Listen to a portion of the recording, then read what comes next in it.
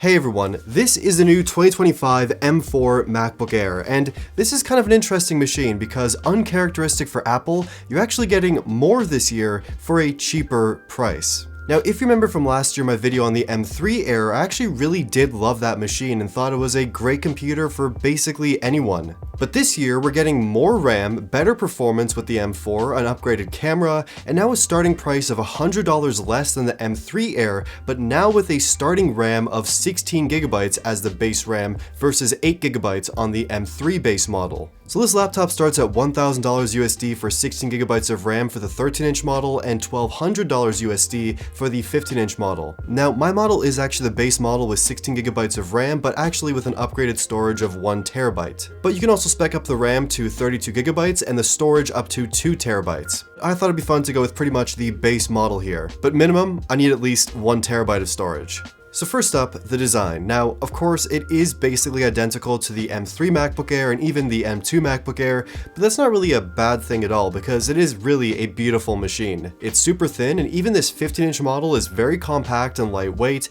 and in a backpack, you'll barely even feel it.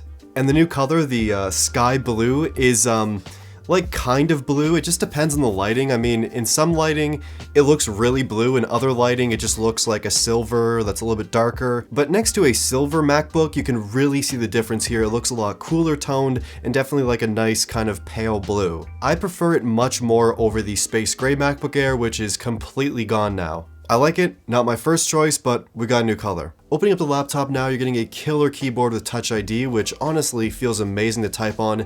And below that is probably my favorite trackpad on really any laptop. It's large, tactile, and supports all those Mac gestures that feel familiar, that you love. And above that is the display, which is kind of the weakest part of this machine, and even just saying that feels wrong because it really is a great display. I say more so a weak display, especially compared to the MacBook Pro, which has an incredible display with mini LED and 120Hz, all that fun stuff. It still gets decently bright at 500 nits, it's super accurate and beautiful, and I love this display for video editing using Photoshop, any task where I really need accuracy and to be able to really see the colors and details of an image.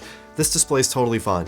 And above that is the new 1080p 12 megapixel webcam, which looks pretty good and has center stage and desk view, so I love that. My only kind of real complaint with the MacBook Air is the port selection. We're getting 2 Thunderbolt 4 ports and a headphone jack, and that's it. I at least wish they had one of the ports on the other side of the laptop next to the headphone jack to really space it out and kind of make plugging things in a lot easier, but it is what it is. But this year you can actually plug in 2 6K displays into the Thunderbolt ports on this laptop, so 2 Pro Display XDRs, if you want, I guess. I also just really wish it had like one more USB-C port and an SD card slot, but I guess not this time. You also have the MagSafe port, which I'm a really big fan of, and it also offers fast charging as well with the Apple Cube and the MagSafe cable that comes in the box.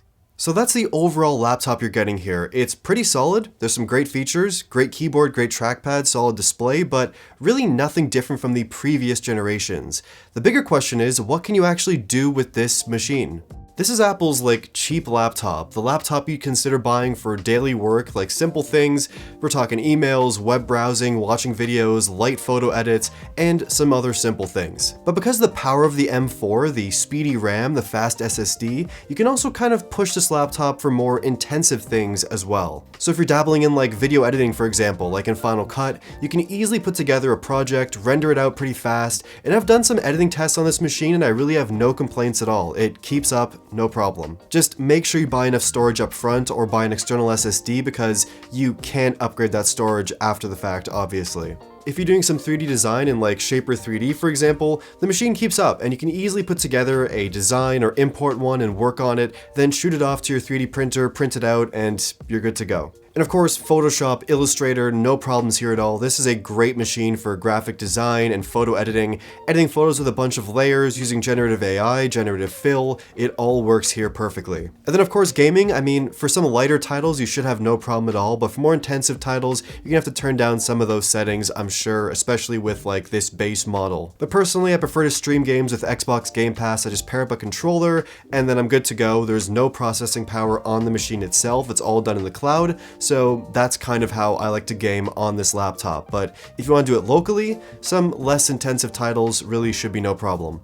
And of course, some of the Apple Intelligence stuff, other programs using AI, the machine has an upgraded neural processor, so for those AI tasks, it's going to feel a little bit faster than previous versions, and if you're coming from an older laptop that doesn't support Apple Intelligence, welcome to Apple Intelligence, it works here. But personally, it's really not something that I use that often.